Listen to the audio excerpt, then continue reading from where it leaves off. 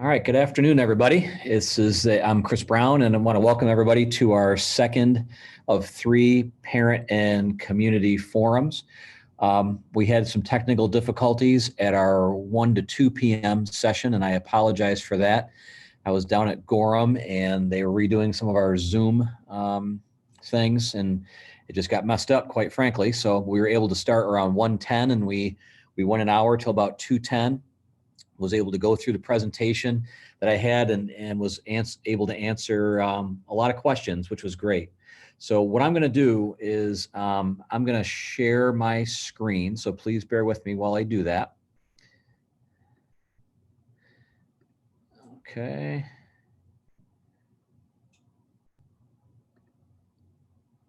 Okay. So as I said, we did our first reopening community forum from 1 to 2.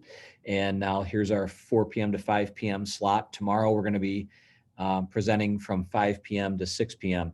And I don't want you to worry if you can't make these or you didn't make this and a neighbor tells you about it or something. You can always go to our YouTube channel, which you can find on our website or in the email that I sent you as a parent, or on our social media, and you can view the recordings of these as well. And then all the questions that we're getting, and we got some great questions in our last session, and you can ask questions using the chat feature in YouTube. I've actually got Shireen Benedict here. Maybe she can just type out a quick test message in there just so you can see on your screen where the messages are in case you've never used the chat feature. She'll just put a test or something in that box and hit enter, and so you can see where that goes.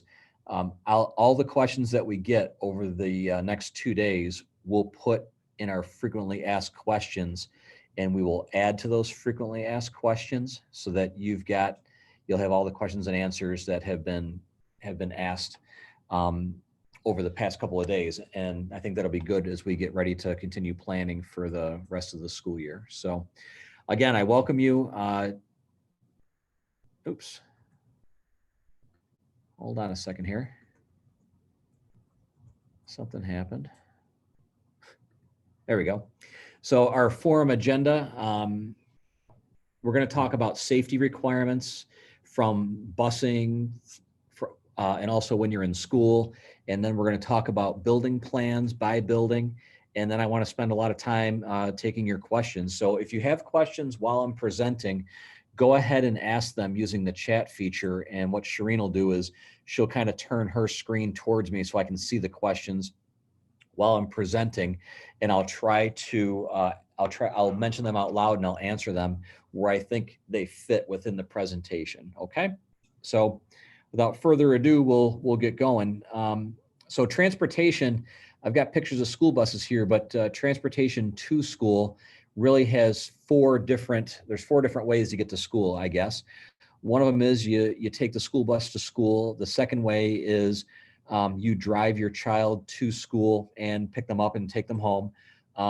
You have a child who's old enough to drive and they drive themselves to school.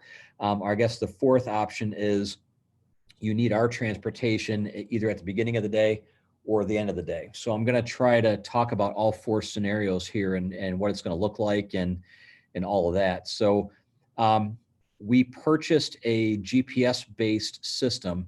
Won't be here for the exact start of the school year, but it's going to be installed, and every student is going to get a card, an identification card, that's going to allow them to swipe when they get on the school bus. And that'll help us to know exactly when they got on the school bus and when they got off the school bus. And for moms and dads who have a smartphone or a computer at home, if you want to know what time the bus is going to be at your house, you'll be able to use an app and a website to be able to track the progress of the bus.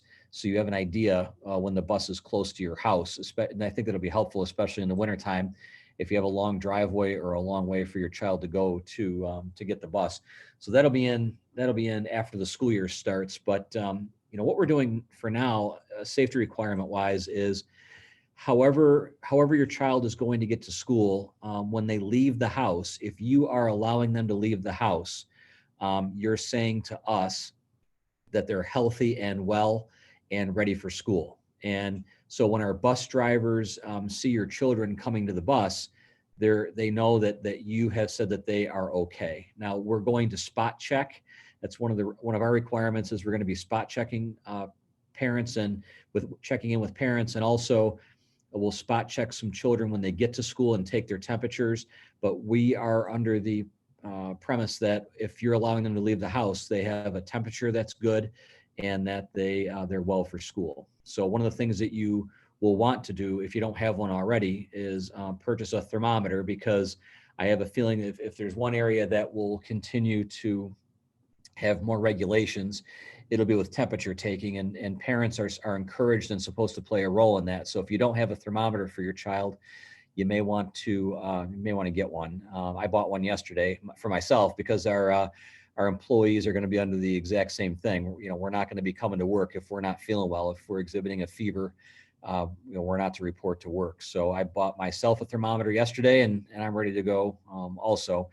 So let's just say your child is coming towards the bus. What you're going to see throughout this presentation is that masks and social distancing are two of the big things that we have to make sure that we're doing. So if your child is coming towards the bus and your child is wearing a mask, which is going to be mandatory, except for children who have gotten doctor's notes because they have a medical condition that does not allow them to wear a mask, they'll be welcomed onto the bus. We're going to have one child per seat on the bus, unless they have a sibling. Siblings can sit together, and we are also going to allow children from the same childcare or daycare to sit together because they don't socially distance. So it doesn't make much sense to socially distance them on the school bus when they came from an environment that wasn't socially distanced in the first place. Great question was asked earlier. So how many students does that mean on a bus? For a 70-passenger bus, we're gonna have the number at about 22, and then 22 plus siblings or childcare siblings, we'll call them.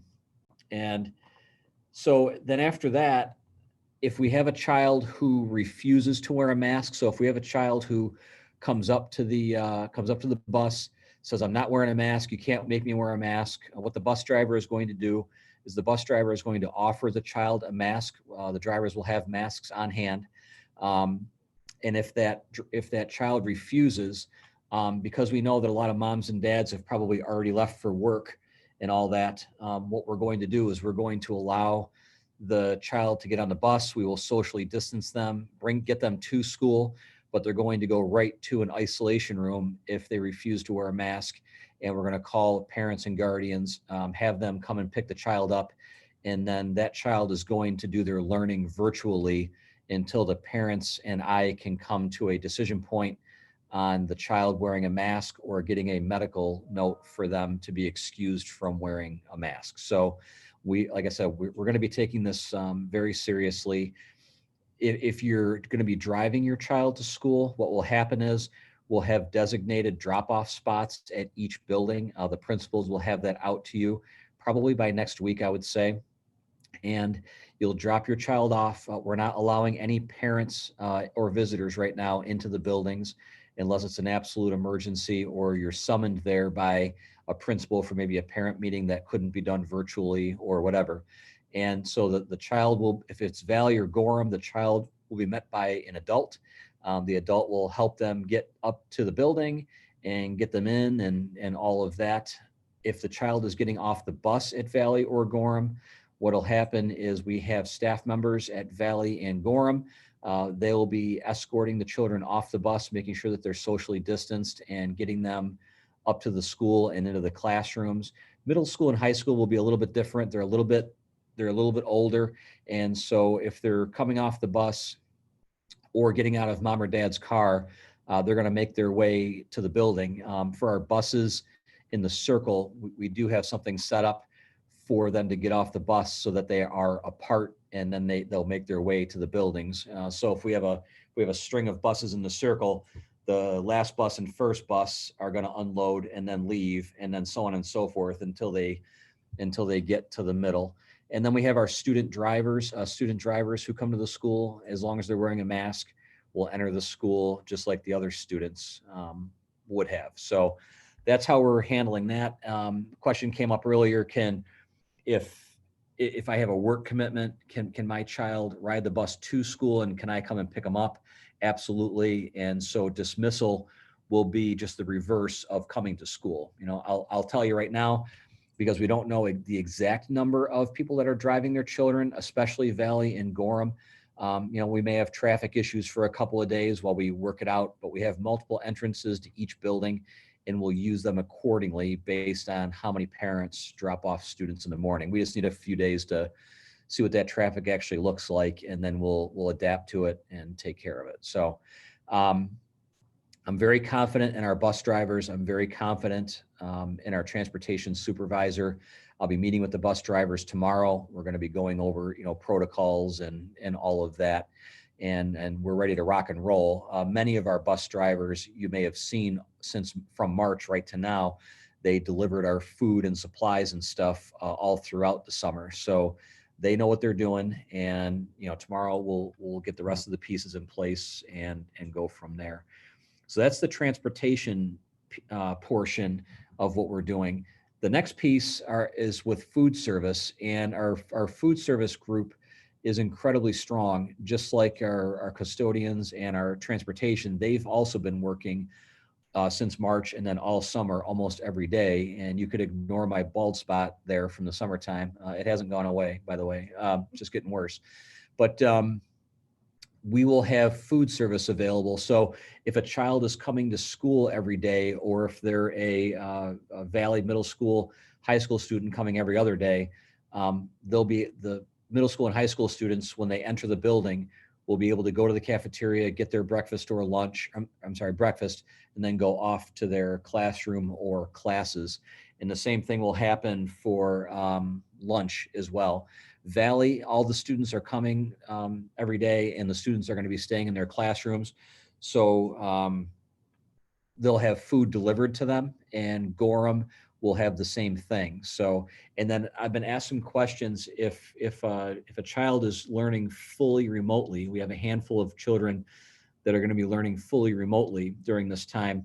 Will there be food available? Yes, it'll be the same grab and go model that we used all spring and all summer. We won't have delivery available because our drivers are going to be out driving buses.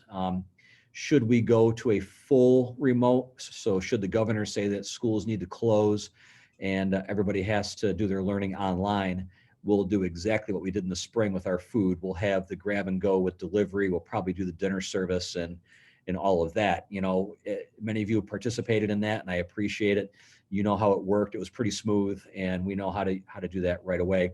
I will say this: if you're the parent of a middle school or a high school student, especially, but this also goes for UPK to 5, we're not going to be able to have point of sale items right away. So what's a point of sale item?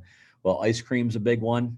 Ice cream and I go way back, and if I didn't have, I won't have access to ice cream either. I'll either have to bring it to school and eat it super early in the day, or wait till I get home.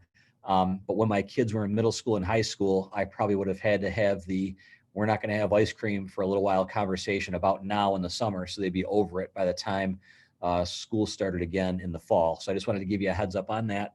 And we also know that, high school students especially use the vending machines a lot, and we may or may not have access to those vending machines. The companies that supply the vending machines have their own safety protocols, and as of right now, they're not allowed to be in school buildings. So if that changes and they can supply our vending machines, we'll do that. But then the second problem we have with vending machines is by direction of our regulations, they need to be cleaned. The button keypads need to be cleaned after every use. And we're not going to have a staff member sitting there cleaning off a keypad all day at vending machines. That wouldn't be a good use of our labor for sure. So, but don't worry about food service. We'll have it every way possible. If you think you might qualify for free or reduced lunch, maybe your job got reduced or something happened, unfortunately, we'll have forms available. We can help you fill out the forms. It's completely confidential, and it helps everybody. The higher percent of students that a district has on free or reduced lunch, the lower the cost becomes, and we can get into that pocket maybe where we're able to provide free breakfast for all students, even if they don't qualify. And so if you've waited in the past to try to sign up for free or reduced lunch, nobody knows if your child is on it except for our food service director, really, because everything's done by identification card or keypad. And if when we put the word out, if you need help filling out the forms, please let us know. I can help you. Mrs. Woolston can help you. And like I said, it stays confidential, and it actually helps everybody the higher percentage we have. So take advantage of that if you need to. So the next piece, our safety requirements, I would say this is like you've gotten into school, now what? And you've gotten your breakfast, now what?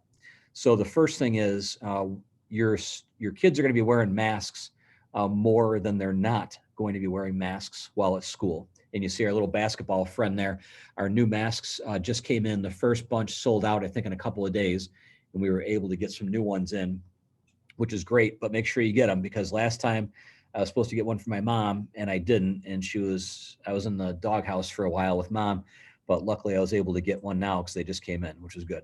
The picture below is what a typical classroom is going to look like. You notice that, well, you can't see it because it's not scaled correctly, but those desks are a little bit more than 6 feet apart. And so what that would mean essentially is a child is wearing their mask in the hallway. Really, kids are going to be wearing their masks whenever they're standing and moving around is when they're going to be wearing masks. So they would enter the classroom, everybody sits down, and as long as the classroom is socially distanced, and that means 6 feet or more in between, you see where those desks are, in between those desks, then the students can take their masks off, as can the teacher, if they are 6 feet away as well. The piece there is that if somebody has to get up and get a Kleenex, then everybody puts their mask back on. If the teacher wants to walk around the room while they're teaching, everybody puts their mask on. If you're in a classroom that can't be socially distanced because of the size or whatever, the students will have the masks on the whole time, but they'll be given mask breaks. And we'll tell the teachers to be very generous with mask breaks, but the one thing we want to do is try to keep the school open and be able to make it so we can have more students come to school, so that more moms and dads can get to work, and we can keep educating the way that we want to. So we just need to follow some of these guidelines, and we'll make sure that they're enforced. I mean, at the end of the day, my name is on everything, and I think you've gotten to know me as somebody who's a perfectionist, and I like to make sure that that your kids are taken care of, and so are our employees. So I'll be making sure on a daily basis that we're following any of the regulations related to social distancing and mask wearing. Could you have could your kid come home someday and say, hey, I saw so-and-so, they didn't have a mask on? Yes, because there will probably be a few students who maybe have a health condition. Some of the conditions that doctors might write a note for might be a severe asthma, for example, as a reason why they can't wear a mask. If that's the case, they'll be socially distanced a little differently than the rest of the students, because the regulations are clear. They say socially distanced in so much as possible. So there will be times of the day when your children are not socially distanced, but they're going to be wearing masks. And when they are truly socially distanced, they can take the masks off. So I guess the piece for me is, in between classes, we have an outstanding grounds crew and custodians. We also already had an extended school year program that happened at Gorham Intermediate, and that had students in it, and teachers and support staff, and we had to keep that clean. And our custodians learned a lot from that experience over the summertime. So we have methods in place right now to be able to clean our buses, to be able to clean our classrooms, and to be able to make sure that our what are called high touch areas are cleaned on a very regular basis. So for example, over the summer, every space that a child used, bathrooms, classrooms, hallways, they had pieces of paper that actually had sign-in sheets on, and every time the custodian cleaned the area, they wrote their name and the exact time and date that it was done. And that really reassured people that we were on a serious rotation of keeping things clean, and that will be exactly what will happen this school year. A great question I got over the weekend was, what's the physical distancing that needs to happen to bring all the students back? And that answer would probably be 4 feet or less. So if they told us we could socially or physically distance 4 feet or less, we would be able to put enough desks in classrooms to be able to get all of the students back. 3 feet would be ideal. 4 feet we can work with, but right now it's 6, and that's kind of the way it is. So the big takeaways here, from my point of view, please don't send your child to school if they're not feeling well. And I'm going to be saying the same thing to our employees, and the same thing applies to me. I mean, over the 20 years of being a superintendent, I can't tell you that I didn't drag myself to work a few days and probably shouldn't have. Well, I've got to swallow my pride and my ego. And if I'm not feeling well, I got to stay home. It's not about me anymore. It's about possibly infecting others. And that's the same thing for our employees and children. We're also going to heavily enforce the use of masks and social distancing and hand washing. What we learned in extended school year is it doesn't need to be a big production to wash our hands on a very regular basis. We had students, I'm trying to think of the age level. We had students, I believe, from kindergarten-ish to 7th grade, and they had no problem in the classrooms being able to wash their hands on a very regular basis and still get their educations. So our reopening plan and our frequently asked questions, or FAQ, are both on our website, and they've got the complete details of everything in terms of the exact protocols and procedures. And the building principals will be reaching out to you soon with more information that will be building specific. So let me go through a couple of scenarios here by building. So at the Valley School, UPK to 2 are going to attend school every day. Students will stay in their classrooms for their specials. And I do want to mention that one of the specials that won't be happening, as it did last year until about January of this year, is music. Our music teacher is out having a baby, and we congratulate her. In order for us to get all of the students back to Valley, the substitute that would have been in for music is going to help us to be able to bring all of the students back to Valley. So once our music teacher gets back in January, hopefully some other things have changed in the outer environment, and we can get music back going the way that we've known and all of that. So academic intervention services, breakfast and lunch will also be in the classroom. And for the start of the school year especially, and while it's warm, our students are going to be outside as much as possible, whether it's phys ed, whether it's recess, whether it's the classroom teacher wanting to take the class outside. The classes at Valley, Gorham, and the middle school are all going to be cohorted, which means they're going to be together the entire time. And so they'll be able to go out together, they'll be able to stay in together and all of that. So I've given the green light to the teachers, and I will do so again tomorrow. If they want to take their cohort of students outside, while they can, do it. The more time students can spend outdoors is going to be the better for us. People have been asking a lot, when am I going to get my teacher assignment, for all the buildings? When am I going to know who my child has as a teacher? That will be sent probably next week for Valley. They're just wrapping up some hiring and making sure, looking at all the survey results. And thank you so much for participating in the surveys or answering the questions when the assistants have called, because we're near 100% participation now in the surveys. So we know who wants to come to school every day. We know who needs to learn remotely and all of that. And that's really helped us with our planning. But you should be getting messages from the principal next week about that. The same applies for virtual students. The virtual or remote experience for Valley is going to look a little bit different. For UPK, UPK is a play-based, social skills-based program. So if a child is unable to attend in person, there really isn't a virtual way to do that. So what Dr. Kaiser is going to do is put together a newsletter of resources that UPK parents can use with their children who are going to learn remotely every day. In grades K1 and 2, we're going to be focusing heavily on math and English language arts. in that remote setting. And I would expect a child to have interaction with somebody on a computer for probably an hour to an hour and a half a day, and then also have some other activities in Schoology. For students who need related services like occupational therapy or physical therapy, for example, they're going to get a mixture of in and out, in the classroom and out of the classroom. They'll be working with our Director of Special Education on how best to deliver those services. At Gorham Intermediate, third grade is going to go Monday to Thursday in person. Friday is going to be their virtual day.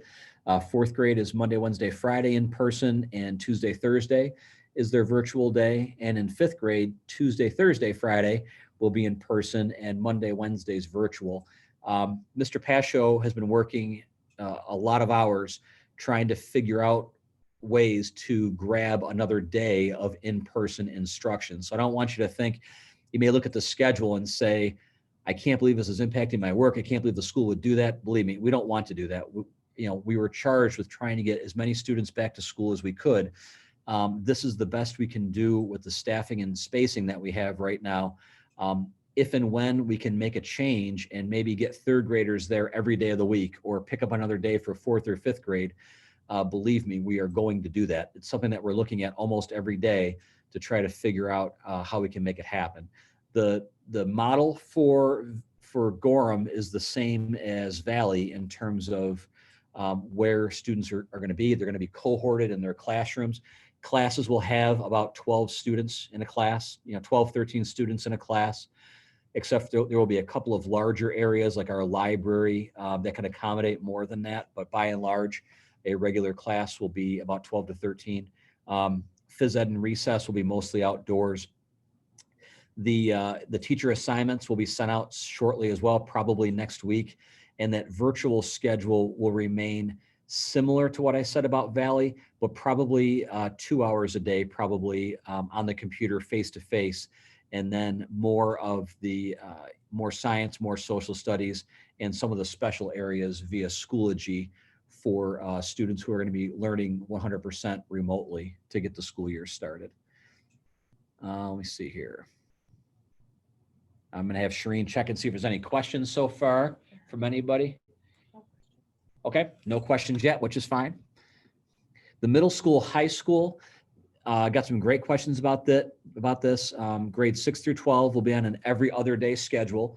The middle school is going to call it Blue Gold. The high school is calling it AB. It's predominantly based on last names, but not completely. So what we had to do is start somewhere. So we said, okay, how can you have an A group and a B group, or a blue group and a gold group? What we did is we said, okay, letters A through K in the alphabet will be blue or A, and L through Z will be gold or B. And then, so we took those, and then we said, all right, if anybody has a last name of B and a last name of T, so it should have been two different groups, but they live in the same house, then we'll get them to school on the same day. So we did that. And then we said, if there's children who are maybe in the same child care or after school care and need to be together, we looked at that. Then we were also directed to take our highest risk special education students and try to get them to school 5 days a week, factor them in as well. Then we have students who have absolutely no internet and can't do a virtual experience. How do you work that? So I think if you were to look at our A through K and L through Z list now, and I didn't tell you that they started out as A through K and L through Z, you wouldn't know that they were that to start with. But that was kind of the base that we used. The middle school students are not going to transition classes. The high school students are to some extent. And both the middle school and high school, and the principals will explain this in more detail when they reach out to you next week, they will have specials. So for example, at the high school, they're going to have phys ed will be in person, science labs will be in person, and then obviously lunch will be in person. And the middle school has some similarity to that. I know I had some questions about chorus because a lot of schools in the area canceled music altogether for the year. We didn't do that. UPK to 2 is the only impact on music, but we have gotten creative. I will say that. We'll have some virtual music. We will also have outdoor social distanced music. you know, the chorus teachers are just trying to do everything they can to keep the program going. So like at the high school, we talked about maybe having them in our pool area, outside of the pool, obviously, and socially distanced. There's a lot of space in there around the outside of the pool. Can they sing in there? Yes, you know, and all of that. So you can wait to hear about the details, but they will have art. They're going to have music, and they'll have physical education as well at the middle school, high school. Those schedules are going to be available pretty soon. I would say probably the later part of next week, where I'll bet you that Valley and Gorham are able to get their materials out in the earlier part of next week. So some of the resources that we have, if you go to our website, mwcsd.org, Amy Carroll keeps that incredibly up to date. You're going to see at the very, very top left an area where you can go to get all of the information about our reopening. Our reopening plan is in there. Our frequently asked questions are in there. Most of the time, 98% of the time, when I give you one of those robocalls that you love, not really. There's usually an email that follows that. All of those emails are also on that portion of the website. And then the principals are waiting for you to contact them. If you have questions about buildings, you can give them a phone call, or you can send them an email, or you can get a hold of me. As always, you know, sometimes it's easier to get a hold of transportation or the building principals before me, because all I'm going to do, if I don't know the answer, is I'm going to ask them, and then they're going to give you a call. So it might help you out with time-wise to contact them directly, but you know, you can always contact me as well. So we do have one question here. Let's see. Will there be a staff member with students if they need to go to the isolation room due to illness? Will multiple students be isolated together? Okay, so let me answer the first part of the question. Will there be a staff member with students if they need to go to the isolation room due to illness? Yes. So let me talk about the isolation room just a little bit. So let's say a child is exhibiting some symptoms of COVID while they're at school. So they left the house feeling great, and for whatever reason, they feel like they're hot. Maybe they've developed a runny nose, they've got a dry cough, they've got a scratchy throat, and they tell their teacher. What the teacher is going to do is the teacher is going to have them go to the nurse's office. The nurse is going to do an evaluation of them, as they would do with any case. And then if they decide that those symptoms are enough to warrant maybe the child has COVID, they're going to go to what's called an isolation room. And I don't want you to think an isolation room as they're going to be alone.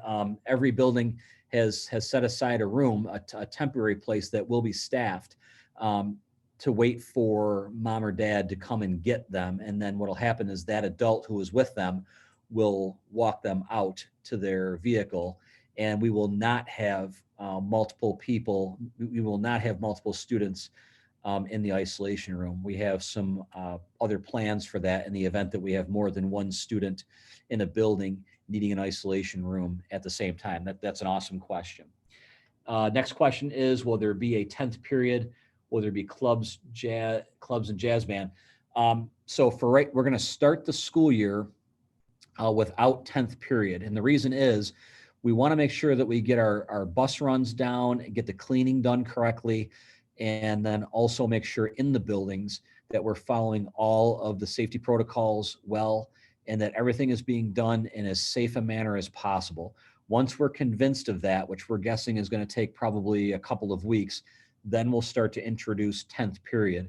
We do want clubs and activities to happen. Right now, any clubs or activities that we have are going to have to begin in a virtual way, and then hopefully we'll be able to bring them together in person. Again, hopefully not too far down the road in the school year, but you have to look at it this way too. You know, when we talk to the Department of Health, the Department of Health wants no field trips. Obviously, there's no athletics right now. And when you start taking a look at all that, it's a challenge. But that 10th period is important to us. We'll also need that 10th period for some science labs for some students as well. So you will get a 10th period. We will have some clubs and activities. I can't tell you exactly what they all will be, but we will fit them in as we can. You know, one of my biggest pieces is the school is supposed to be the center of the community, and it's supposed to be a place where students can not only get their regular academics, but we also want to have extra things that they want to do. And that a lot of that stuff happens after school. I can't wait till we're able to bring sports back. I can't wait till we're able to get field band working, hopefully, and all of that. But right now we're kind of in a holding pattern. So yes, we will have the clubs and activities, and we will have a 10th period. We will probably just not start the beginning of the school year with those. And let's see here. Will there be any sort of meet and greet for students at Valley, specifically UPK? We're not going to be able to do that in person for this year, and there's a couple of reasons for that. One of them is our custodians and buildings and grounds crews have just a mountain of work.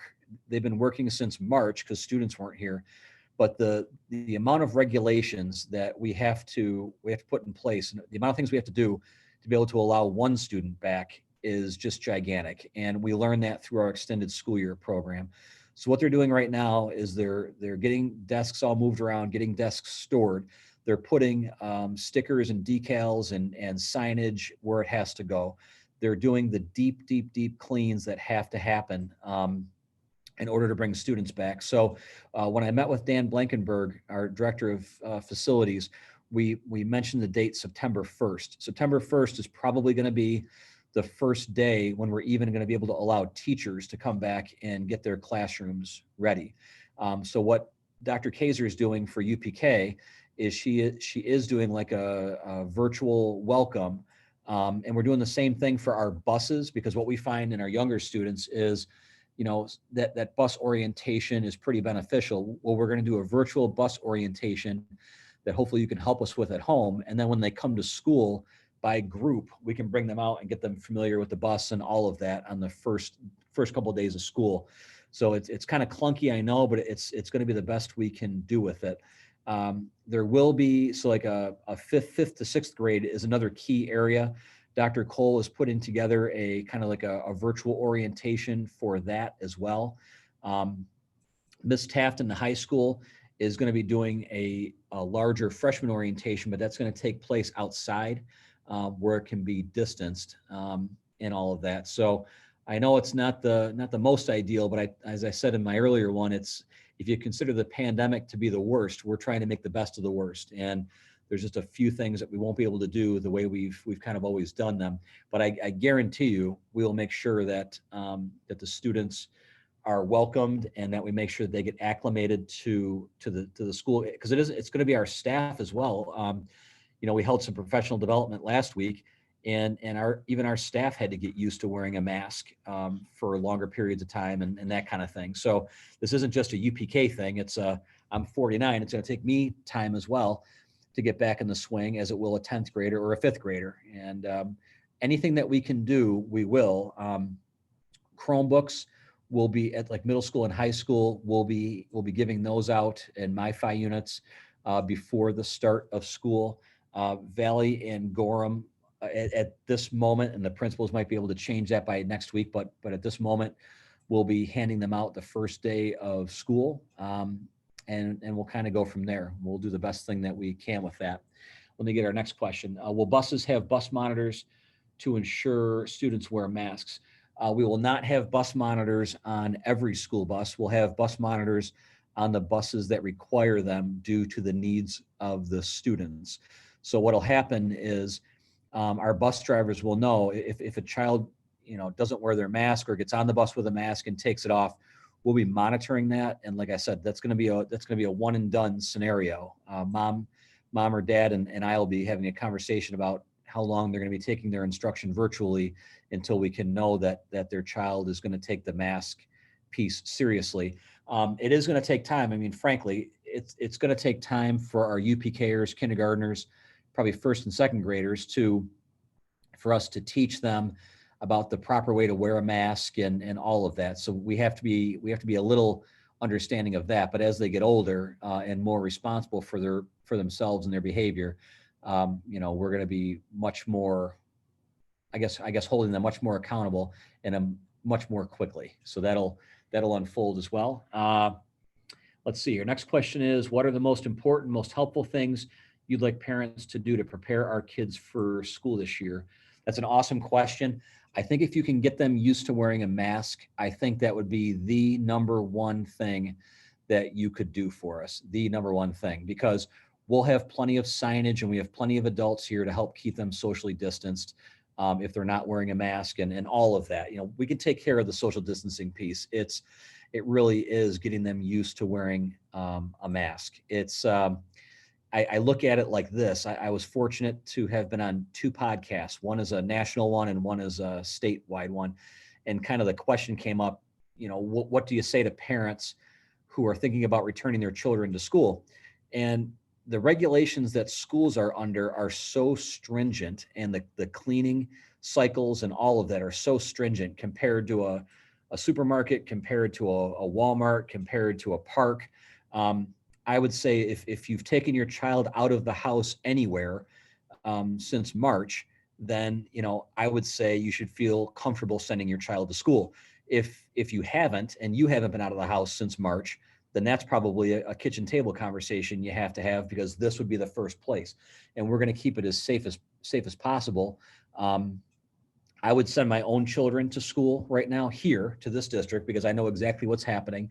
And again, my name is on this, and I take my reputation very seriously. And I want to make sure that, our kids are safe and our employees are safe, and I'm safe for that matter. I love what I'm doing and I want to keep doing it. So let's take the next question here. I'm so thankful my kids go to Whitman. Thanks for all you've been doing. Appreciate that. We have a great team and we have a great community. I mentioned in the earlier session, we don't have a lot of we don't really have any entitled parents. And I don't want you to take entitled parent theme as a negative. It just, what it means is I've worked in a variety of school districts, and when you have a community that is willing to work together and put a lot of brains on a solution to something, usually that solution is better than when people are yelling to get what they want. And we haven't had the yelling to get what they want in this district, and we've been working together, and that's a big piece of it. That's, frankly, that's how we've been able to get Food Link here so many times. That's how we've been able to do the things that we're doing, and that will just continue. I know it. We're in a special spot, and this is just a special place. So I appreciate everything that everybody's been doing to help make that. Next question: what if numbers go up? Are we able to change our minds and go completely virtual? I know it mentioned that this is a per semester decision. Excellent question. So, as a mom or dad, you have complete control over your child's education. So let me give you an example. If it's a snowy day and I decide that it's snowy, but it's not snowy enough to close school, and I get a phone call from a mom or a dad who says, I'm not sending my kid to school today, I feel it's unsafe, you should have closed school. What I'm going to say to them is, it's their right to send or not send their child to school. So in that snow example, if they feel that where they live or whatever is not safe for travel, they've made a health, welfare, safety decision for their child not to send them to school. And I'm not going to think twice about that. You're sending us your greatest gifts and your greatest possessions. So I understand it. And so what would happen is, the reason why on our survey we asked you to make I can't talk today. We asked you to consider a semester-long decision is because Mr. Blankenberg and our principals have to work, and Leanne in transportation have to work together for the students that we know are coming to school. And we have to set a certain number of desks in classrooms that are a certain number of feet apart and all of that. And so if somebody was going to come to school 3 days a week, go home 2 days a week, and so on and so forth, well, we can't accommodate for that. But we do understand that things change. I mean, for example, you could choose at-home instruction, and you might be unemployed, and all of a sudden you get a great job and you can't be at home anymore. So you're going to call me up and you're going to say, my kid needs to go to school. And I'm going to say, okay to that. If it's 10 days into the school year, we're going to try to accommodate whatever you need as a mom or a dad. So I think your question is, if you started in school and then felt uncomfortable because numbers went up or whatever happened, and you wanted to have your child go virtual, the answer is yes. Where that's going to go away is when the governor says that all children can return to school, the remote option is going to go away 100%.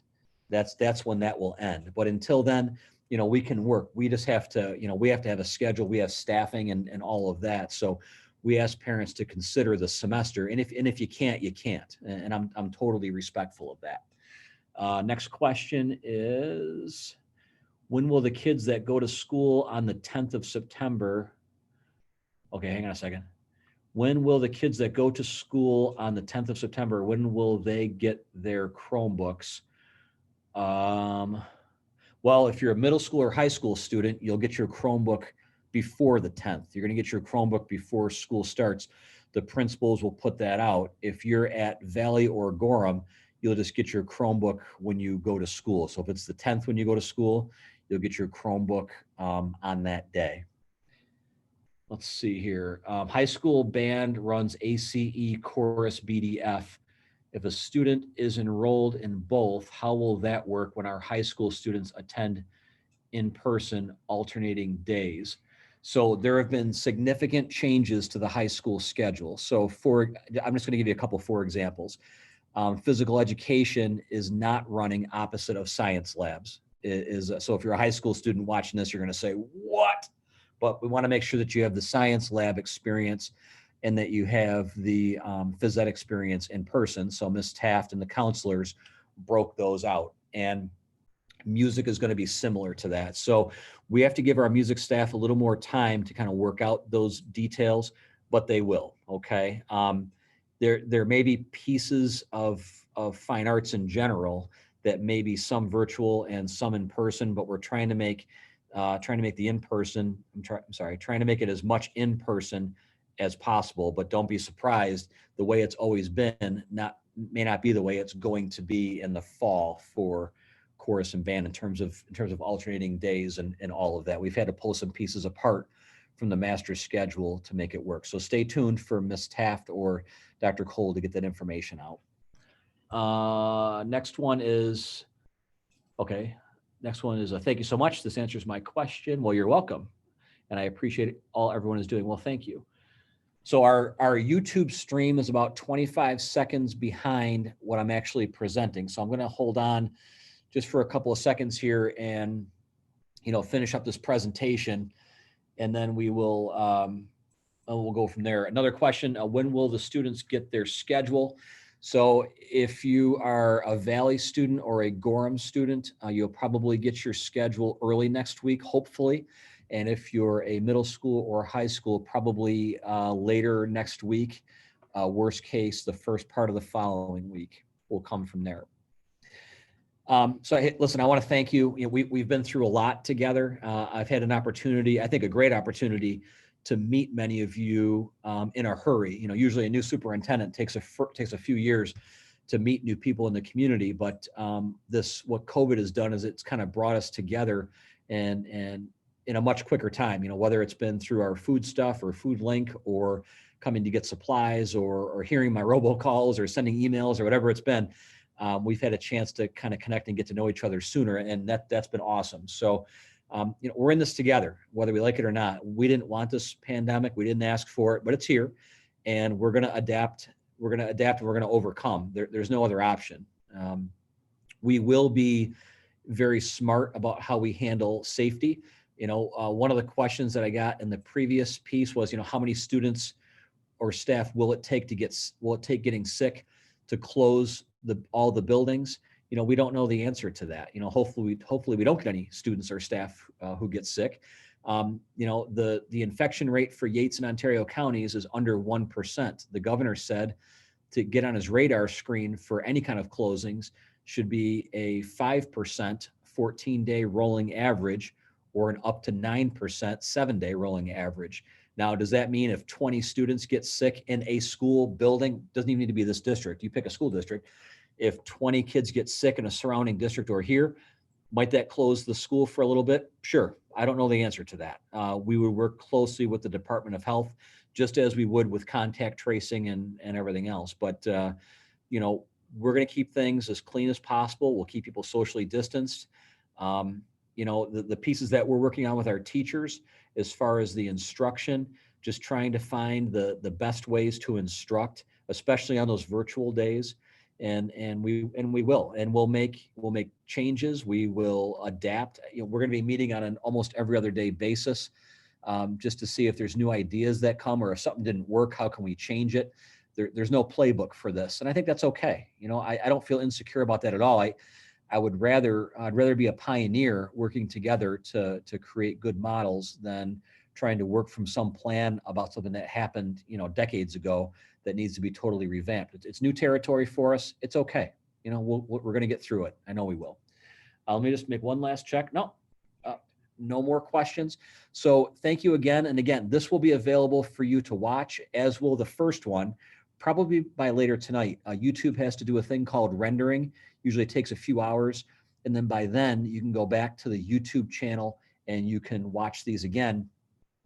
Tomorrow night, I'll be doing the same presentation from 5 to 6 p.m. at this exact same link. So if you want to check it out again tomorrow, that'd be great. If not, enjoy the rest of the week, and I'll see everybody soon. All right. Thank you.